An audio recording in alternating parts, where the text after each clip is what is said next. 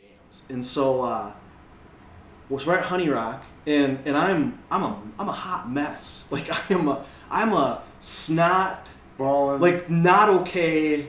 I'm not okay. Like I'm feeling like I maybe should leave. Like that's where I was at. I don't know if I can do this. Like this is a lot.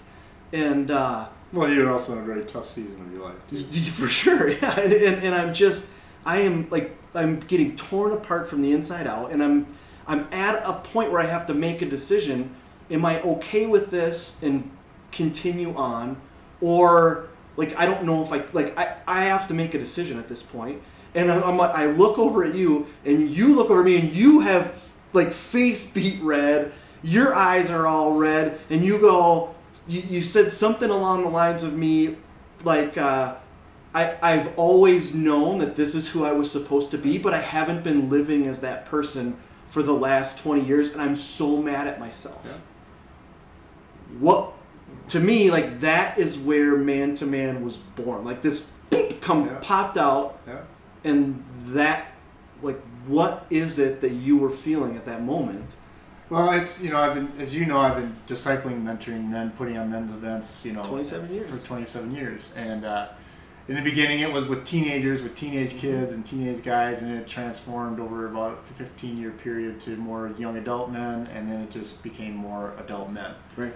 And but I've always wondered, I only did the events. I do the events, but then I'd mentor, and God kept bringing me guys to mentor and disciple, and so basically what happened, hopefully I don't start snot balling again, but basically what happened was there was a part in the video that John talks about, that God's got a calling on every man's life, and he wants you to go out and he wants you to ask God a couple questions and have him answer. And I sat out there at that lake, and I'm like, okay, God, I need to know.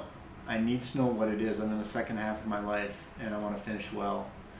And so I need to know what it is. So, like, you got to part the water. You got to make the cloud form a word. Do something. Yeah, I don't want to mess around anymore. Right. I mean, if you got to slap me, like, spiritually, but it hurts my face, I don't care. Do something. And for an hour, I got absolutely nothing. Man, how hard is that to go for 61 minutes at that point? Yeah. 60 minutes of nothing. Yeah. That's 61st minute. How many guys don't? I mean, I can tell you, like, I know there are many times in my life I don't make it to 30 minutes. No, I don't make it to 3 sometimes. Yeah. Right, sometimes. But so after an hour, we had to go to the next session. Yeah. And I came back into the next session, and I was discouraged. I was like, I really wanted to hear God in a significant way, like I've never heard him before. And so then John comes out, and he opens up with that clip from Gladiator. Yeah. And if you've never seen the movie Gladiator, if you haven't, it's a great movie. But Commodus is, I'm sorry, not Commodus, but what's his name in the movie? Okay, I'm lost. Gladiator guy? Yeah, Gladiator guy. Yeah, Gladiator guy. He's in the Colosseum and he's fighting. Maximus. Maximus is going to fight Commodus, yeah. and he's in the arena, and he ends up. If you watch the movie, he ends up.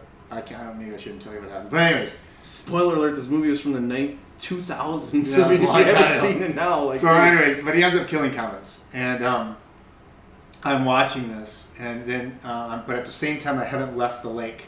At the same time, I'm still thinking. I'm still trying to listen to God. I'm still trying to, God, say something. And then all of a sudden, after he kills Commodus, his lieutenant, says Maximus. And Maximus he was checking out. He was dying. He from a stab wound, and he was dying. But he fell back into the reel, and he looks at his lieutenant, and he says, free my men. Mm-hmm. And the moment that happened, my entire body got hot. I'm like, that's it. And I really felt, I heard God like I never heard him before. Said, this is what I want you to do. I want you to be a vessel that I can use that helps men be set free from this world, to entrap them, where they can't live life anymore, where they've lost their masculinity. I want you to spend the second half doing that. And he said, you've been chasing the wrong thing for 15 years. Mm-hmm. And that was, to be truthfully honest with you, that was a pastoral role at a church. I thought that was what I was supposed to do, and do the man stuff on the side. Right. And so for 15 years, I've been chasing the wrong thing.